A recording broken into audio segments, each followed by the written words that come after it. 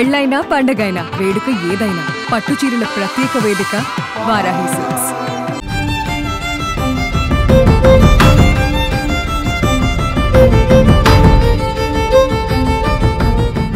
భారత star javelin throw player Neeraj Chopra. ఈయన గురించి కొత్తగా పరిచయం చేయాల్సిన పని లేదు. 2020 ఒలింపిక్స్ లో బంగారు పతకాన్ని గెలుచుకుని మొదటి ఆసియా జావెలిన్ త్రో అథ్లెట్ అయ్యాడు.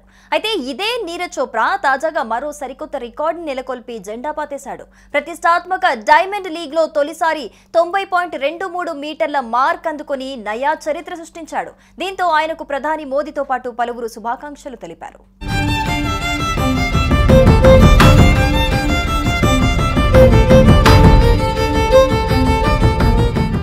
ఖతార్ వేదికగా జరుగుతున్న దోహా డైమండ్ లీగ్ లో నీరజ్ చోప్రా తన పవర్ ఏంటో ప్రపంచానికి తెలిసొచ్చేలా చేశాడు. డైమండ్ లీగ్ లో మూడో రౌండ్ లో ఇతను 90.23 మీటర్లు విసిరి ఔరా అనిపించాడు. ఇకపోతే ఈ లీగ్ తన మొదటి ప్రయత్నంలోనే బల్లెంను 88.44 మీటర్ల దూరం విసిరిన ఈ స్టార్ అథ్లెట్ రెండో ప్రయత్నంలో మాత్రం విఫలమయ్యాడు. కానీ మూడో ప్రయత్నంలో అద్భుతం చేసి చూపించాడు.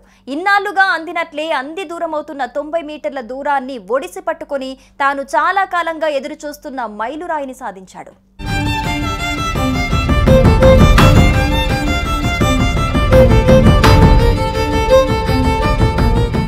అయితే అదే జోరును కొనసాగించడంలో మాత్రం చోప్రా విఫలమయ్యాడు. నాలుగో ప్రయత్నంలో 80.56 మీటర్లు విసిరిన నీరజ్ ఐదోసారి మళ్లీ ఫెయిల్ అయ్యాడు. ఆఖరిదైన ఆరో త్రోలో నీరజ్ 88.20 మీటర్లకే పరిమితమయ్యాడు.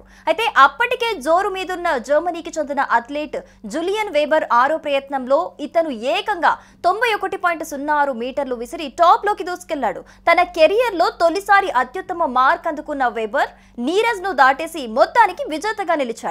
దీంతో నీరజ్ చోప్రా రన్నరప్ గా నిలిచాడు. కాగా వీరిద్దరి తర్వాత అండర్సన్ పీటర్స్ 85.64 మీటర్లతో మూడో స్థానం కైవసం చేసుకున్నాడు.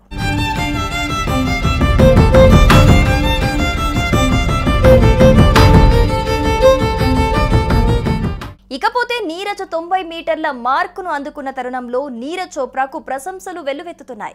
ఈ క్రమంలోనే ప్రధాని నరేంద్ర మోదీ నీరజ్ కు శుభాకాంక్షలు తెలిపారు. అద్భుతమైన ఫీట్ దోహా డైమండ్ లీగ్ లో 90 మీటర్ల మార్కును అందుకున్నందుకు చోప్రాకు అభినందనలు తెలిపారు. ఇది అతని అవిశ్రాంత అంకిత భావం, శిక్షణకు ఫలితం. నీరజ్ సాధించిన ఈ ఘనతతో భారత్ గర్విస్తోంది అంటూ ట్విట్టర్ వేదికగా ప్రశంసిస్తూ పోస్ట్ చేశారు.